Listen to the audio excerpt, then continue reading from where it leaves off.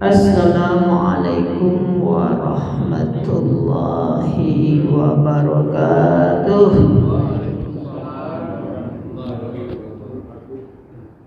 Bapak sehat Pak? Lain berkat doa anak Bapak. Ibu sehat Bu? Alhamdulillah. Mudah-mudahan tambah sehat sudah hari raya kurban kehendaknya. Amin. Alhamdulillah. Alhamdulillahilladzi anzala ala 'abdihi al-kitab wa lam yaj'al lahu 'iwaja. Asyhadu an la ilaha illallah wahdahu la syarika lah wa asyhadu anna Muhammadan 'abduhu wa rasuluh. Allahumma shalli ala sayyidina Muhammad wa ala sayyidina Muhammad sallallahu alaihi wasallam.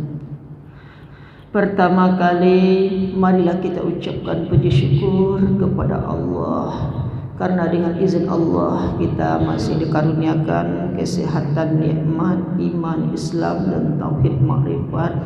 Salawat beserta salam mari kita kirimkan buat Nabi Muhammad sallallahu alaihi wasallam dengan ucapan Allahumma shalli ala sayyidina Muhammad wa ala sayyidina Muhammad sallallahu alaihi wasallam. Yang kita hormati Bapak Ketua Pengurus kita beserta jajaran, Bapak Ibu RW RT, ibu-ibu, bapak-bapak yang di sudut, yang di tapi, yang tua, yang di gigi, umumnya yang ada di sini. Dapat memperpanjang kata-kata mukadimah kita dari judul kajian kita, yaitu 4 macam atau 4 orang yang tidak disentuh oleh api neraka. Ibu-ibu, bapak-bapak rahimakumullah.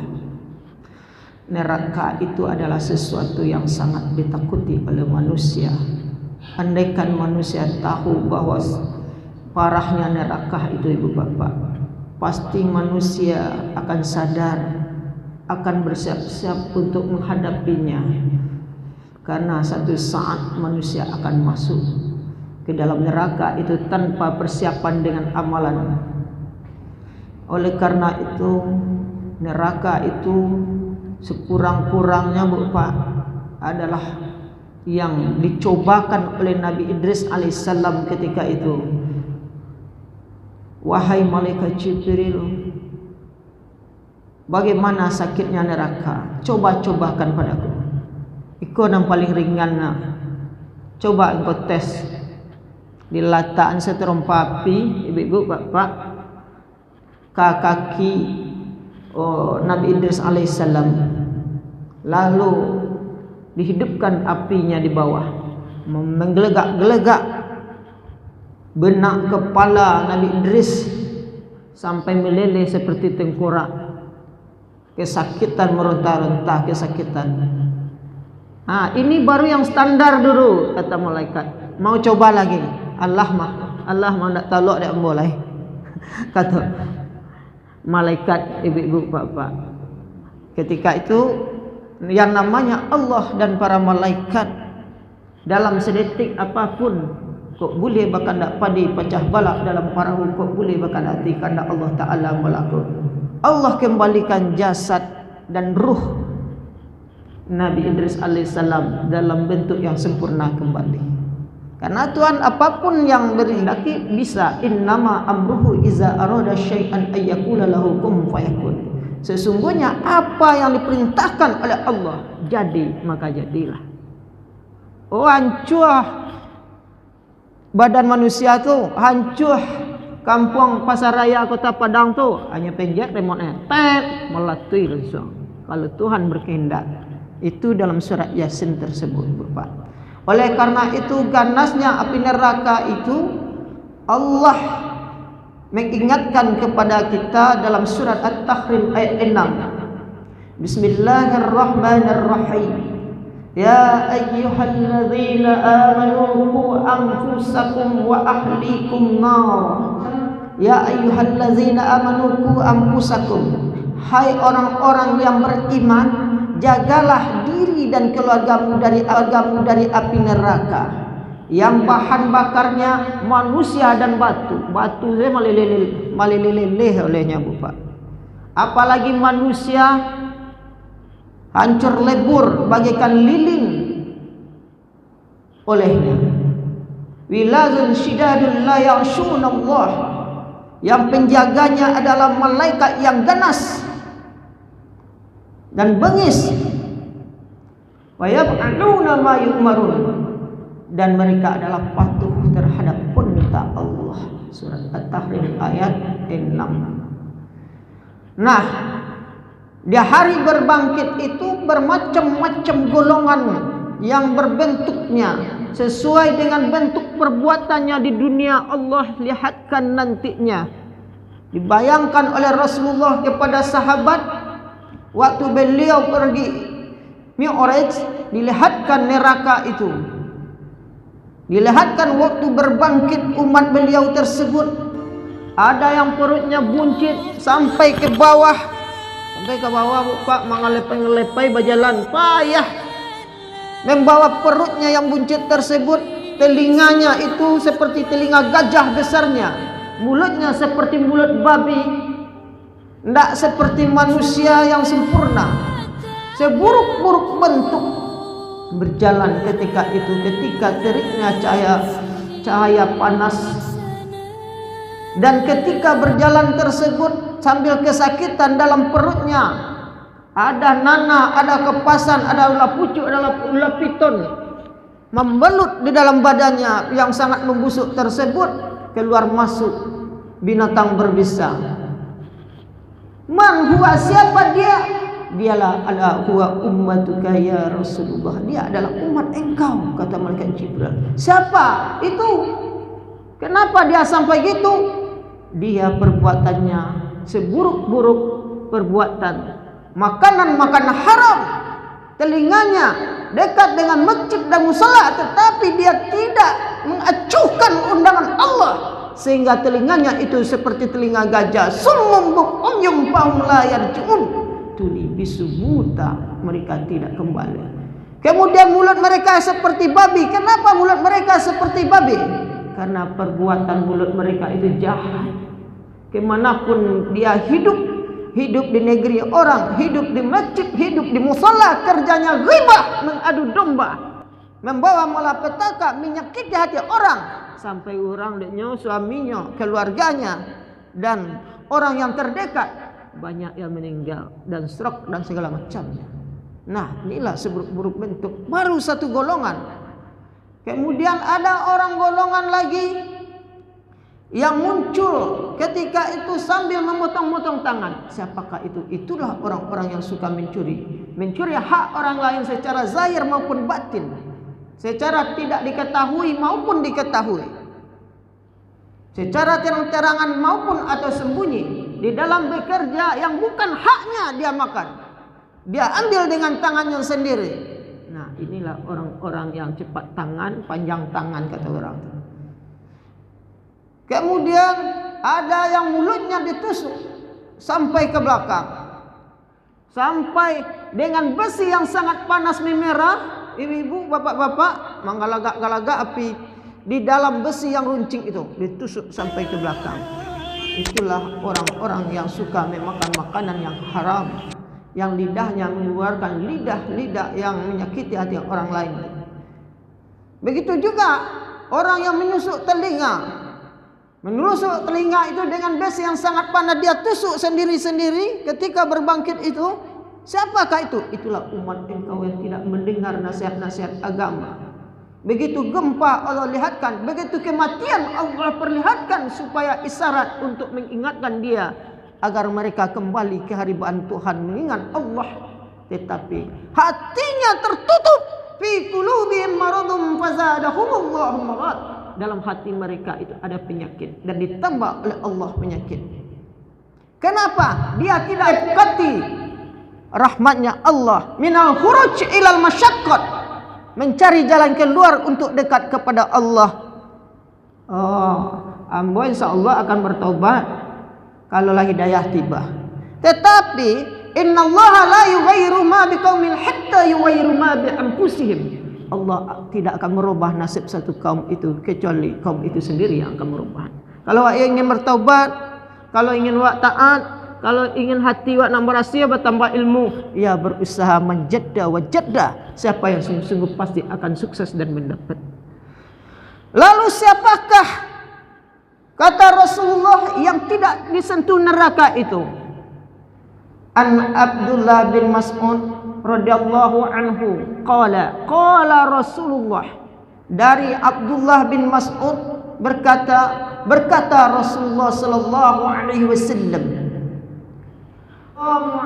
nar, Allah haramkan di dalam neraka itu menyentuhnya bagi orang-orang yang pertama adalah orang-orang hayyin, kemudian yang kedua aliyin, yang ketiga sahlin, yang keempat qaribin, ada minan nas, dari manusia. Jadi kata Rasulullah, dia diharamkan masuk di neraka ada 4 golongan. Apakah golongan itu? Yang pertama hayyin. Hayyin itu orang yang tawadhu. Orang yang beragama, berilmu dan mengamalkan. Berilmu, beragama dan mengamalkan. Yang kedua layyin. Layyin itu adalah orang yang lemah lembut. Yang ketiga sahli.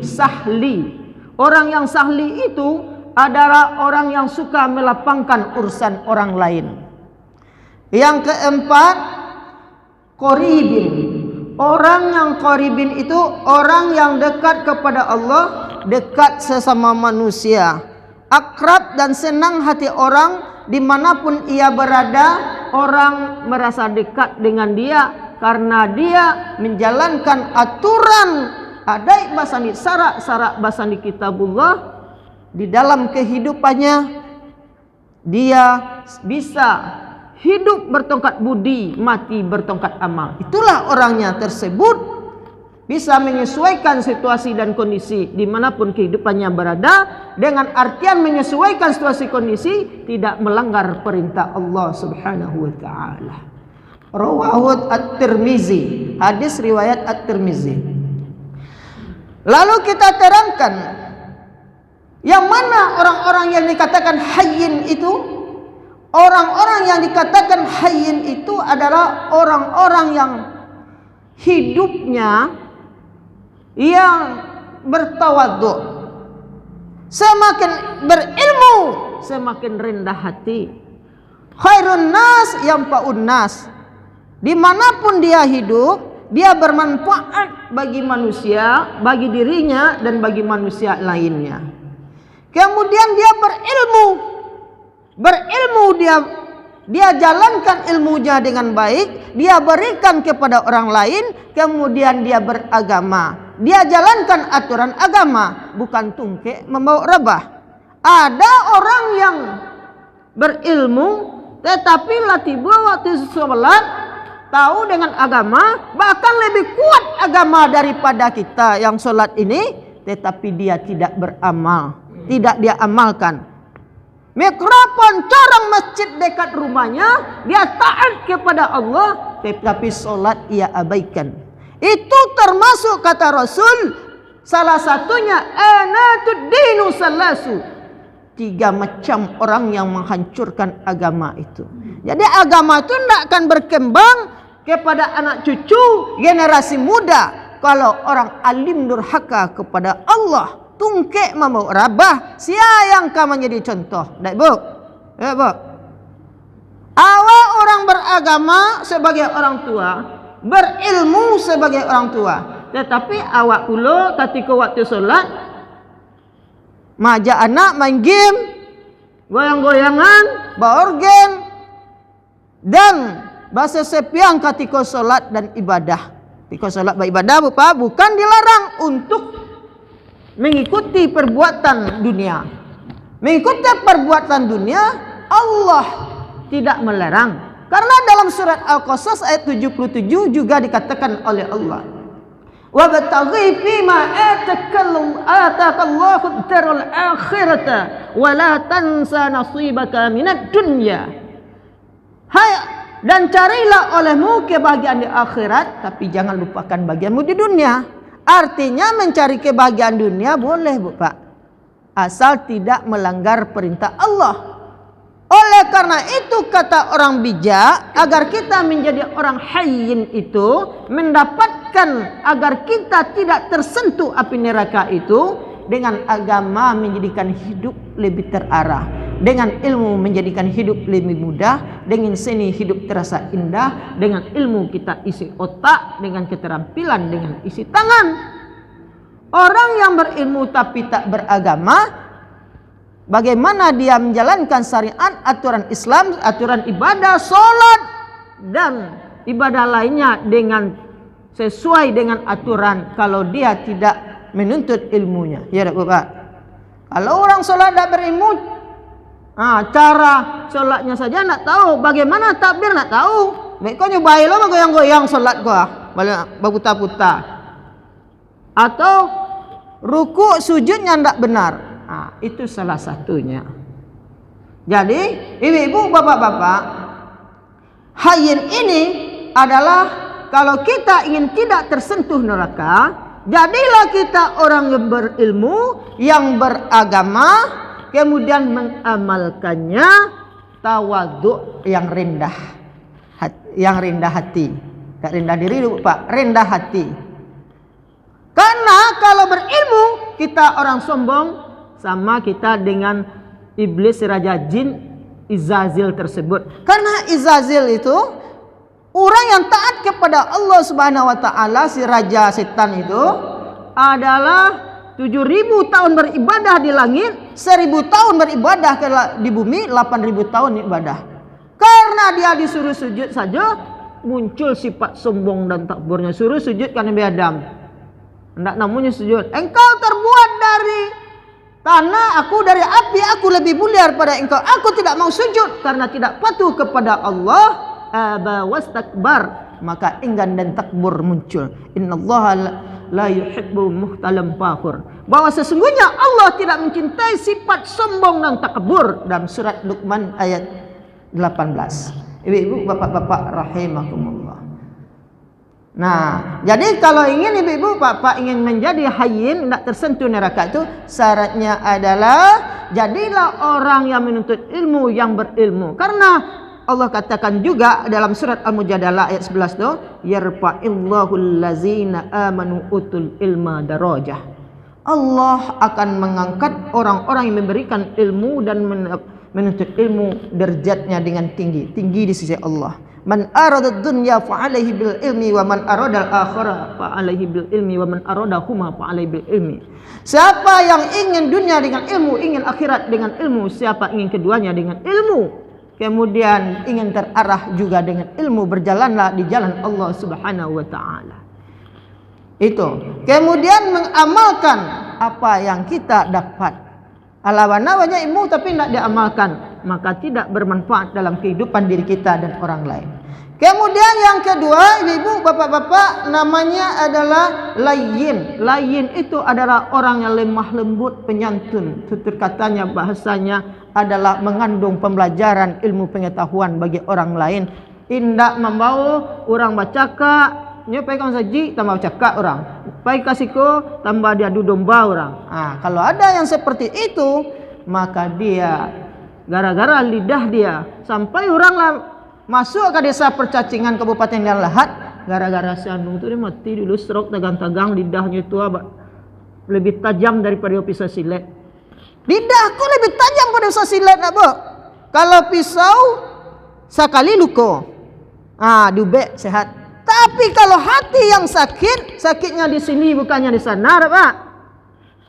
Bisa nak lalu orang, serong orang, langsung kuri badan orang. Kalau pak kau tak singgung nih ibu, aja lidahnya mah, anak lalu pak kau dah. Dan apa ambo kau nam biasanya badan bisa kuri langsung. Itu akibat adalah pengaruh dari itu terkata lemah lembut. Makanya Rasulullah mengatakan, man kana yu'minu billah falyaqul khairan aw liyasmut. Siapa yang beriman dengan Allah dan dengan hari akhir, maka hendaklah ucapkan perkataan yang baik atau lebih diam. Lebih baik diam daripada berkata-kata. Makanya orang Nausarah mengatakan juga, maaf pada fa'idatan yasunnu sukutu minal mutakallimi was-sami'i 'alaiha. Kalau rasanya lidah kita ini sering membuat orang terdiam, termenung, wajah orang merah, maka lebih baik kita diam daripada berkata-kata. Jangan banyak berbicara, karena lidah itu tidak bertulang, lebih tajam daripada pisau silet, dan akan menjumuskan kita ke dalam siksa kubur yang sangat berat dan ke neraka. Kenapa? Oleh karena itu ibu-ibu, bapak-bapak, sebelum kita diusung ke liang kubur itu, maka tuan rumah si pangka mengatakan yang tinggal masih hidup, kok ada lidah salah kata, tangan salah jambau, kaki salah langkah, lede maafkan ibu bapak yang tinggal di dunia ko. Lain karena pengaruh lidah itu. Ibu-ibu, bapak-bapak rahimakumullah. Oleh karena itu obatnya supaya kita jangan tersentuh neraka itu, basahi lidah kita dengan istighfar, dengan kalimat-kalimat tahmid atau kalimat thayyibah. Istighfar, tahmid, takbir dan tahlil. Itulah yang akan melatih lidah kita untuk bertutur kata lemah lembut, dan lidah kita akan memunculkan tidak berpenyakit dan tidak dimasuki oleh setan, tidak digerakkan oleh setan kepada lidah yang menyinggung perasaan orang lain, sehingga santun kita itu kalau dapat apa yang kita ucapkan menjadi suatu kebaikan bagi orang lain dan bermanfaat bagi orang lain hendaknya. Itu baru kita tidak disentuh di neraka. Itu jalannya, Bu Pak. Yang ketiga, sahli. Orang yang suka melapangkan, mempermudah urusan orang lain. Umpamanya, ibu-ibu, bapak, ada saudara kita, tetangga sebelah kita, anaknya terlantar tidak mengecap pendidikan karena faktor ekonomi. Tahu kita yang lebih atau pas-pasan, kita membantunya, melapangkannya. Orang yang melapangkan itu Allah lapangkan nanti di dalam neraka. Neraka tidak mau menyentuh tubuhnya. Jadi semakin sering kita melapangkan Allah, melapangkan jalan ke masjidnya Allah. Ada pengurus masaji minta sedekah atau minta tikar, jangan dipelalang. Lo pengurus masaji untuk donatur untuk keperluan kebutuhan masjid, jalan menuju Allah tersebut. Orang yang akan melapangkan itu akan ditolong oleh Allah. In tansurullaha yansurkum wa yusabbit aqdamakum. Surat Muhammad. Jikalau kamu lapangkan Allah, Allah akan lapangkan kamu. Artinya jikalau kita melapangkan orang lain, saudara kita yang membutuhkan, Allah akan melapangkan kita. Termasuk kita akan dilapangkan dari lalapan api neraka. Yang keempat adalah qoribin. Orang qoribin itu adalah orang yang mendekatkan diri kepada Allah, dekat diri kepada manusia. Ada tetangganya meninggal atau sakit, sering dia doakan. Sehingga ketika dia meninggal, didoakan pula oleh orang banyak. Banyak orang berkunjung ke rumah, Pak. Jadi ibarat julo-julo, semakin aco awak menyinggung orang sakit, meninggal, orang ketika keluarga kita sakit atau kita sendiri yang meninggal, orang akan kerumun pula banyak mendoakan kita. Allahumma ighfir lil muslimina wal muslimat wal mu'minina wal mu'minati al ahya'i minkum wal amwat. Ya Allah, ampunkanlah dosaku, dosa saudaraku yang hidup dan yang mati, hambaku yang beriman yang hidup dan mati. Hidup dan mati. Ampunkanlah dosanya ya Allah. Tempatkanlah tempat yang paling mulia di sisi Allah. Didoakan oleh saudara kita, Allahumma ighfirlahu warhamhu, Allahumma ighfirlahu warhamha. Ampunkanlah dosanya, yang laki-laki ataupun yang perempuan. Didoakan oleh saudara kita. Karena kita sering mendoakan orang lain, Bu Bapak. Kalau ada kek kata Allah, ada kek kepada manusia, artinya kita lah menjaga hubungan kepada Allah, hubungan kepada manusia. Itu telah mencapai tiket akhir selamat dunia akhirat. Jadi kesimpulannya, Bu Pak, apa-apa saja yang tidak disentuh oleh api neraka itu. Simpulkanlah. Yang pertama adalah orang-orang hayyin. Mana orang yang hayyin? Orang yang berilmu, beragama, yang rendah hati. Baimu je beragama, rendah hati, mengamalkannya. Yang kedua, sahli, orang-orang yang melapangkan urusan orang lain. Jadi awak hidup di dunia kok syukurlah melapangkan orang lain dan membantu saudara awak, tetangga awak Kalau awak bakarajo atau memberi pekerjaan kepada orang lain, banyak melapangkan orang lain itu otomatis akan mendoakan, merasa bersyukur kepada Allah, dan itu adalah jalan ke surga kepada kita. Yang ketiga adalah aqribin, orang-orang yang dekat kepada Allah Subhanahu wa taala. Dekat kepada Allah, dekat kepada sesama manusia, ibu-ibu, bapak. Jadi ada yang aliyin, ada yang sahlin, ada yang qaribin, dan ada yang mendekatkan diri kepada Allah Subhanahu wa taala. Nah, itu saja kajian ibu-ibu, bapak-bapak rahimakumullah. Karena waktu yang membatasi kita, mudah-mudahan bisa diamalkan hendaknya, terutama bagi diri kita. Sudah dimaafkan Bu Ibu? Maafkan Bapak. Terima kasih banyak. Alif jonun tanda rafa, hazab jasukun tanda mati, ridho jemaah kita dengan assalamualaikum warahmatullahi wabarakatuh. Wabillahi taufiq wal hidayah. Wassalamualaikum warahmatullahi wabarakatuh.